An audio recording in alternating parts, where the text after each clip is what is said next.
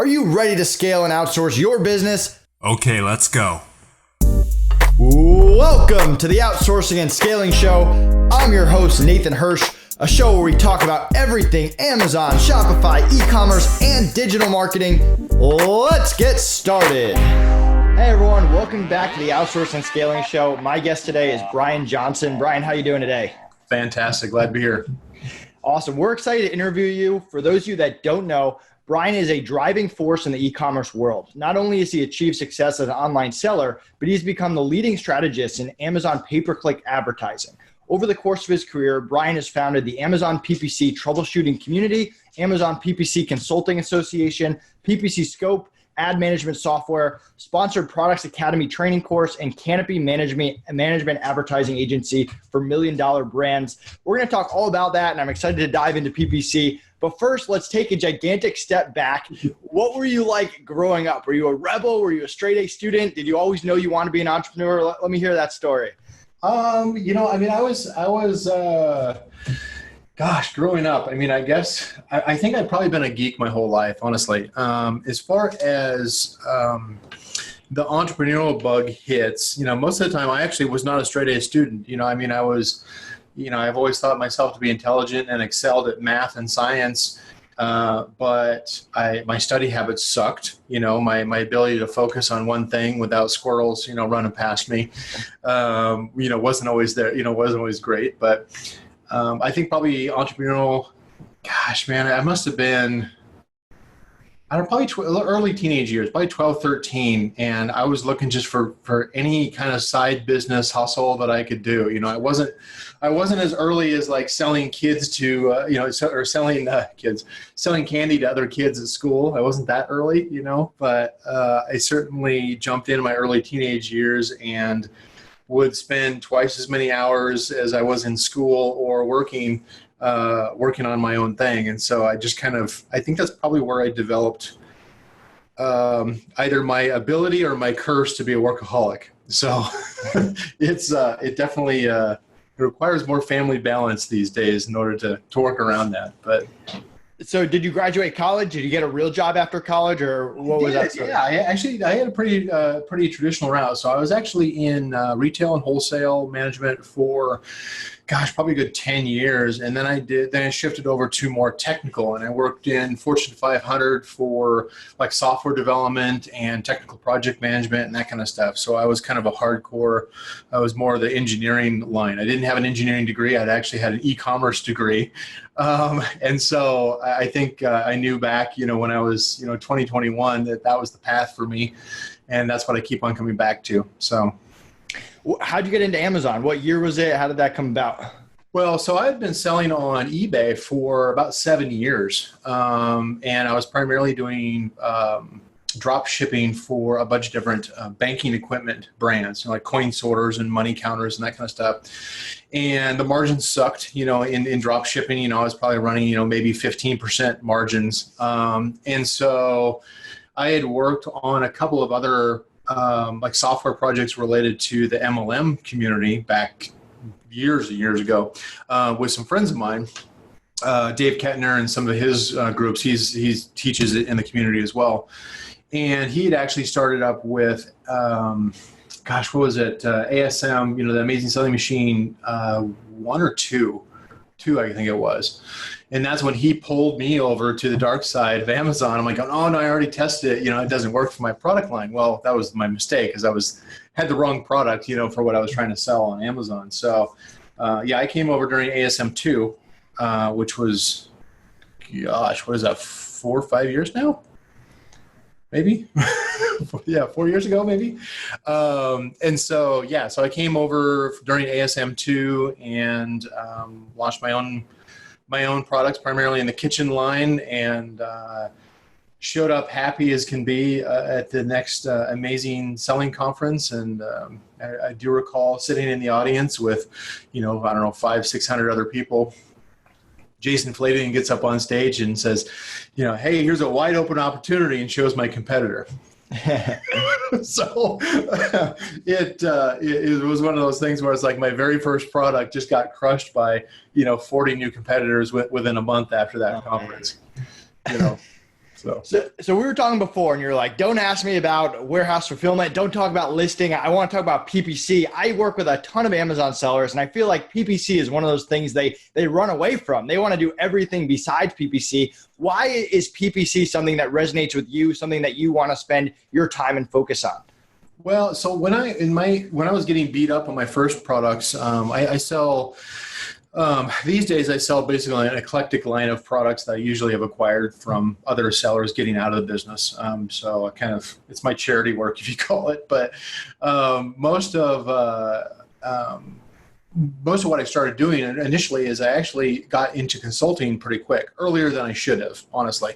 It was one of those things where there were some off Amazon brands that wanted to one brand wanted to improve. They were in the beauty category and they had like 700 SKUs on Amazon, but they couldn't get their head around how to promote the right products, how to manage that on Amazon. And so I started out essentially consulting for them, doing everything. Customer service and setting up listings and the whole 9 yards. And one of the areas that I kept on coming back to was okay, how do I promote sales? How do I promote sales? Amazon has this advertising platform. This is back when they, broad keyword match was the only thing available back then. And yeah, so I kind of went in there and started, trying to learn it and figure it out. And I realized it's okay, nobody else has got any training. Nobody's talking about this. Let me start a Facebook group just so I can start talking with a few other sellers and we can just kind of mastermind, like a 10, 20 of us, right? Obviously that has changed over the years, as far as growth, but that was the Amazon PPC troubleshooting group. And I just kept on getting more and more into it. And me being a very analytical engineer type, I got into the spreadsheets and just had to figure it out, out of survival for what I was doing. And I started getting to the point where people just kept on asking me more and more questions. And it kind of, it helped me to learn it faster. And it kind of constantly challenged me, and it still does, to make sure that I've got the latest and greatest information. So that, because people are always asking me well, what about this and what about that? So I think it started out of survival and really has blossomed to a lot more than I would have expected, as far as specialization. So we'll dive deep more into it, but let's talk about the basics of PPC. Someone who's listening, who's a seller, maybe they just launched their first product or they're thinking about launching it. What are the basics that they need to know in 2019? Wow. There's a lot of different options. I think most people, what they do is they look at all the different options and realize wow, this is a huge learning curve, and they don't just start with the basics. The first thing you're trying to do is just figure out how to identify what the audience is. Most sellers go in and say, well, how do I sell a ton of my product? Yeah, that's the desire. But ultimately, if you don't know who your target audience is and the search terms that they're using to find you, you've got no idea how to focus in on that audience any further, not only with your listing optimization or your pricing or how you are relative to your competitors, let alone your advertising. So just starting out with an automatic campaign is a good safe bet for most. Use a basic. There's plenty of checklists as far as how to optimize ads, on a weekly basis. And it doesn't require that much work anymore, especially with available software on the market. Start out with the automatic campaign. That's a good starting point for somebody who's a complete novice who's just getting started. And then from there, then worry about, scaling up to manual campaigns and targeting, keyword matches and ad placement and all those other kinds of, more, intermediate to advanced level things. You don't need to learn all that starting out. If you're brand new to the game, start out with just the very basics. Simple automatic campaign, start with that. You mentioned understanding your customer and the keywords they're searching. How much time should you spend gathering that data? Is there a certain amount of time that you recommend or a certain way to go about it before you kind of go all in with PPC?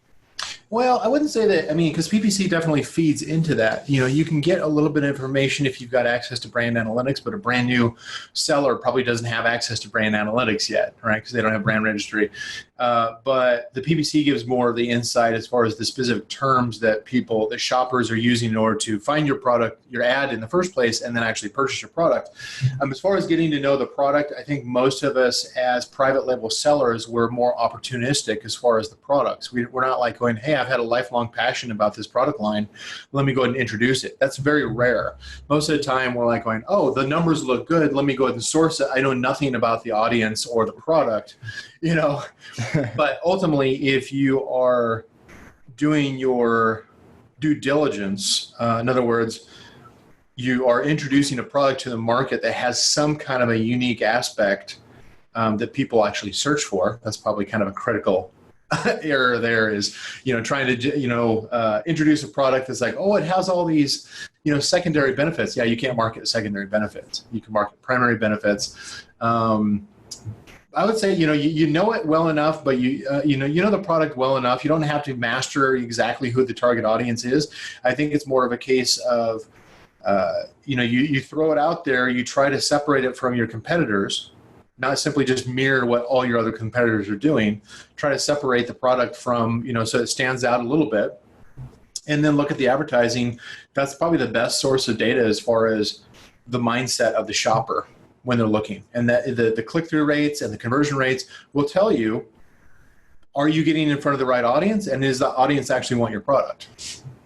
Makes sense. Let's talk about the bigger sellers. Let's say the 1 to 5 million, maybe even more. You work with a lot of them. You consult with a lot of them. What do you see that's working right now? And what do you see that's really not working right now that's maybe a common mistake that people are making?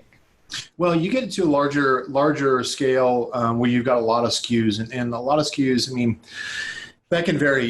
We work with clients that might have, half a dozen products that do, $500,000 a month, right? It's very narrow set of a very narrow set of products, but they excel well in those areas.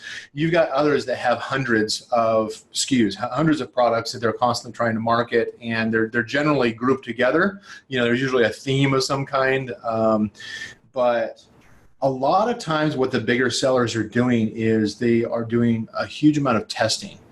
Let's say they've got 100 products that they're selling. They're introducing 20, 30, 40 new products just so they can find 5 they're going to continue with. Got it. They've gotten to the point where they can invest in that test, get, a small batch, a smaller batch, and a smaller batch anymore is probably 1,000 units, right? Of a product, throw it out there and see, and test it with ads and just other general promotion, and see if they see what sticks, and then they focus back in. That's the kind of the key is they continue to they test, but then they focus back in on what really is going to provide the biggest return for them. Makes a lot of sense. You hear a lot of sellers talking about budget or ACOS. What's your mentality there? And is it the same across the board, or are you customizing a plan for every seller? It's definitely custom. We've got our own proprietary methods when it comes to campaign structure and management, but that have worked very well for us.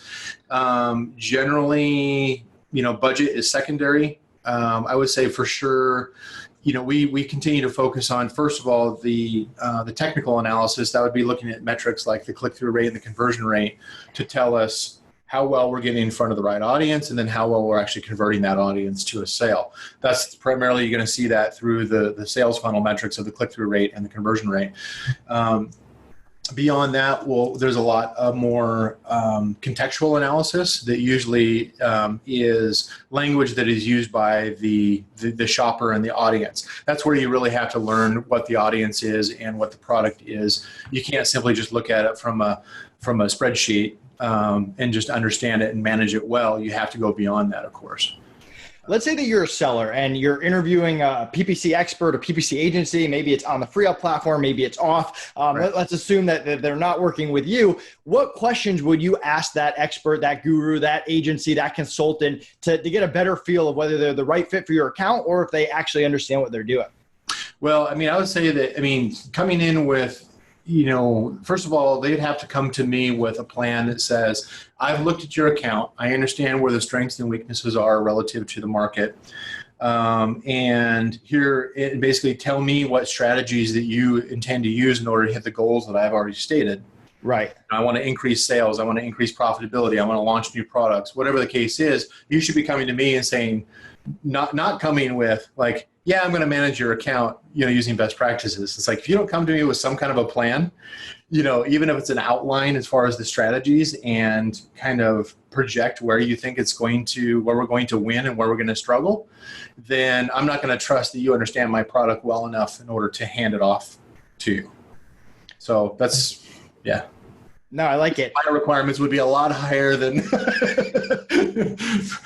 than some, I suppose. But where do you see PPC going? I mean, I started at selling on Amazon in 2008. PPC wasn't really there. It's obviously burst onto the scene. It's a big part of selling now. It's tough to be a big seller without maximizing PPC. Where do you think it's headed in the rest of 2019 and beyond?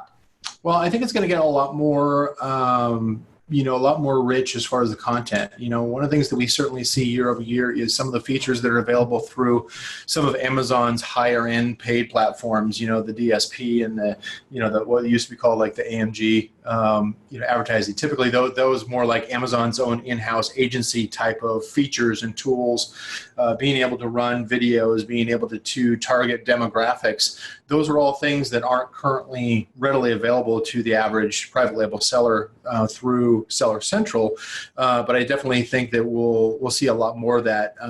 Typically, AMS is going to be, or basically the advertising.amazon.com platform is typically going to be the one that gets the first kind of the beta features, and then they'll roll out to Seller Central over time. There's some features that Amazon has done, like the sponsored display advertising, which they keep on changing the name over time. They've been beta testing that for 2 years now, and some private label sellers just got it, in the last week, and we're like going, hey, here's a brand new feature. It's like, yeah, well, it's been around for 2 years, but Amazon's very slow on some of those. But kind of to your point, I guess, is I definitely see it evolving more into some of the feature sets that we see through, like, say, Facebook advertising or, YouTube or Google AdWords, is the ability to target more demographic information and to interact with more, have more live content like video. What would you say to someone that struggled with PPC? Over maybe they've tried different things, they've tried different experts, different best practices over the years. What advice would you have for them? Well, I mean, there could be a number of reasons. It could be a troubleshooting issue that they need to figure out, is it a product problem versus an advertising problem? Most of what I see is I see a lot of sellers that have picked up a suggestion or, basically a suggestion from, Course A over here and Podcast B over here, and somebody posted up on Facebook or Reddit, some strategy, and they've like picked and choose, because they don't have anything consolidated.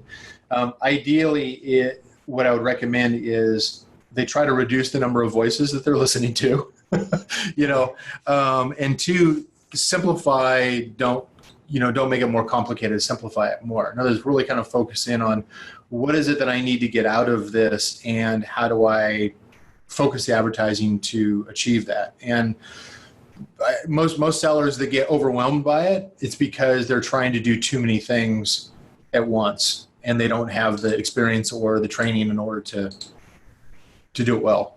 What are your thoughts on automation versus having an expert actually manage it? Is there a time where you should only use software? Is there a time where you should only use an expert? Is it always a combination of both? I think it's a combination of both anymore. It's definitely, this is an evolving area. I think it's got a lot of room for improvement. Certainly there's plenty of systems out there as far as, artificial intelligence. What they're calling artificial intelligence is more like just machine learning and automated rules. We'll even use, even within our own agency or software, it's like we've got, automated rules that you can set up in order to automate the really basic tasks that you want to do every few days, right? And so I think that definitely benefits. I think it works fine for the most common technical analysis kind of changes, but where it fails typically is the contextual analysis. Is really understanding the flavor of the audience and the products. That's usually where it falls flat and usually underperforms or overspends. Right. So I think from a standpoint of the technical analysis, I think software will get you, 50, 60% of the way there. If you are a full brand, and you actually have an audience that you know of that you want to target, I think the software is going to let you down. Yeah, let's talk about the brand. How does your PPC strategy change when you have someone that really has an engaged following, is growing a brand, opposed to someone who just has maybe that few products that they're selling on Amazon? Yeah, so more of an established brand is going to have also have brand recognition. Is typically going to have off Amazon marketing and traffic generation as well. That could be anything from retail. We've got clients that have, that sell nationally on retail, brick and mortar. But then they also they sell on other platforms. They have advertising outside of Amazon, all these things that you can outsource, right? But the brand recognition typically increases conversion rates for products. And so generally the strategy is going to change a little bit because we can be a lot more aggressive when it comes to terms that have a higher conversion rate because of their brand, especially when it comes to competitive ads. In other words, our PPC strategy will change to be a lot more aggressive against competitors and against acquiring market share from competitors for branded terms and for brands that have the higher conversion rates because they have a competitive advantage that they can then leverage. And most of those brands, they come in, they haven't even started using all the different ad types and strategies available that they could be using. Brian, what did I miss? Any last PPC tips that you want to share with the audience? You know what? One of the things that, on some of my, this year, it's kind of funny is that, you do this too, I'm sure, is that, the speaking engagements that you have, in different conferences and stuff is the message tends to change based off of where your heart, most compels you, right? This year, I've been really big on Pareto, in other words, really focusing in on what are those, where can you spend 20% of your time and effort in order to get 80% of the result? You don't need 100%. Now, that additional, 80% of work in order to produce, 20% additional benefits can give you a competitive advantage. But most sellers, they don't need that right now. They don't need to spend several hours each week doing certain tasks when they're not any good at it. They really should be outsourcing it, or they should be limiting, focusing their efforts into what's the 20% of my effort that is going to produce most of the results that I want without overwhelming my time. Makes sense. Brian, where can people find out more about you, and what are you most excited about for the rest of the year? You know what? My focus is pretty heavily on my agency, Canopy Management. We're building a fantastic team here, and so we're doing a lot of great things. Second, I would say my next core, Sponsor Products Academy, we actually took a year off, but now we're actually bringing back Sponsor Products Academy 3.0 later this year. I haven't announced when yet, but that'll come back later this year. Our software, as far as say PPC Scope, that's our software that's been around for 4 years. We've got a major update that's coming out. But I would say most of the interaction, most of the community is going to be through, say, the Facebook group, the Amazon PPC troubleshooting. Just because there's 15,000, sellers out there, it's a good community, and all we're talking about is advertising, so it's a good group to be in. I love it. Guys, check out Brian's group, check out his agency. Brian, thanks so much for coming on. My pleasure. Thank you for being here. Yep. Hey everyone, thank you so much for watching. Did you enjoy this content? If so, click like, leave us a comment, and subscribe to our channel so we can continue bringing you great content all about hiring.